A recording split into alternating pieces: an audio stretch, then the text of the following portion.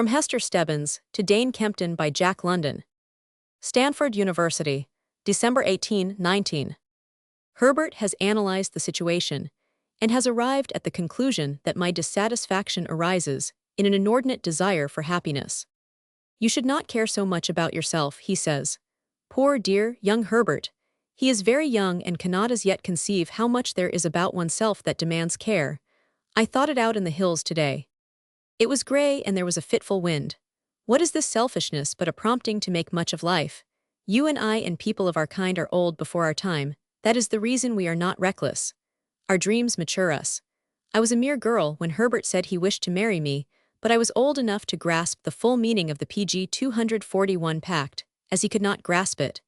In a moment I had traveled my way to the grave and back. I looked at the sheer, quick clouds that flitted past the blue, and I felt that I had caught up with life. I had overtaken the wonders that hung in the sky of my dreaming. Then I looked at him and the sunshine got in my face and made me laugh or cry. I was so more than happy, being so much too sure of his need of me. I am glad I walked today. The view from the hills was beautiful. You see, I am not unhappy. I stood on a rock and looked about me, thinking of you, of Barbara. I feel I know her, and of Herbert. He and I had often come to these spots. Oh, the hungry memories! Yet what were we but a young man and a young woman who, without being battered into apathy by misfortune, without being wearied or ill, were taking each other for better or for worse because they seemed compatible. We were doing just that to Herbert's certain knowledge. I failed him. He hoped for more complacence. Marriage is a hazard, Mr. Kempten, confess it is, and a man does much when he binds himself to make a woman the mother of his children, nay, the grandmother of theirs, even that.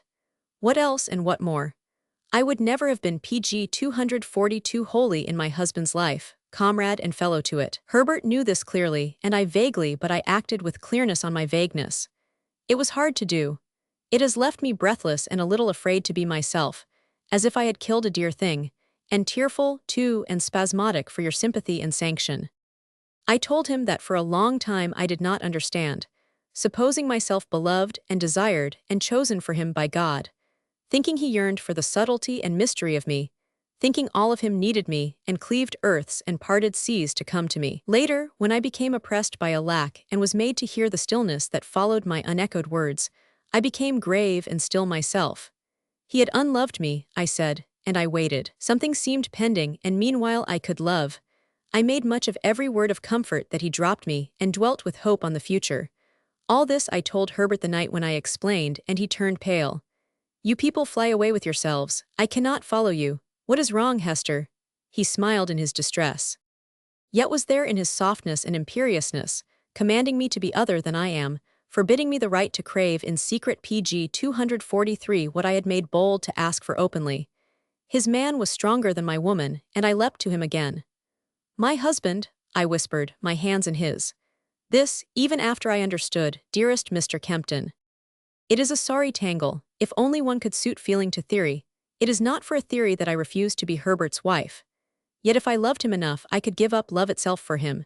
He hinted it, looking as from a distance at me in my attitude of protest and restraint. If I loved him enough, I could forgo love itself for him. Somewhere there is a fault, it would seem. Somewhere in my abandon is restraint, in my love, self-seeking. Remorse overcame me just as he was about to leave, and I schooled myself to think that there had been no affront, that it honors a woman to be wanted no matter for what end, that every use is a noble use, that we die the same, loved or used. If Herbert Wace wants a wife and thinks me fitting, why, it is well. I thought all this and aged as I thought. Nevertheless, my hand did not put itself out a second time to detain the man who had forced me to face this. There is a youth here who loves me. If Herbert's face could shine like his for 1 hour, PG 244, I believe I would be happier than I have ever been. And it would not spoil that happiness if this love were toward another than myself. Say you believe me, you must know it of me that before everything else in the world, I pray that knowledge of love come to the man over whom the love of my girlhood was spilled. Do you ask what has left me, dear friend? Work and tears and the intact dream. Believe me, I am not pitiable. Hester,